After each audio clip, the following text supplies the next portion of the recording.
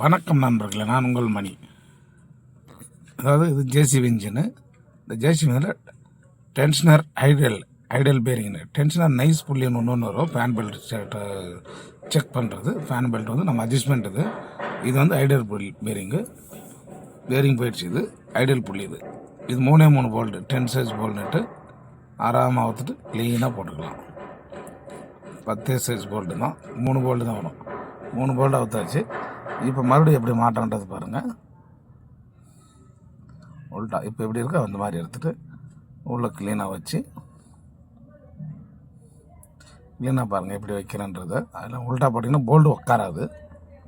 Bolt வந்து கரெக்டாக உட்காராது. அது உள்ள கரெக்டாக 3 போல்டு கீழே வந்து லாங் போல்டு வரும், மேலே சின்ன போல்டு வரும்.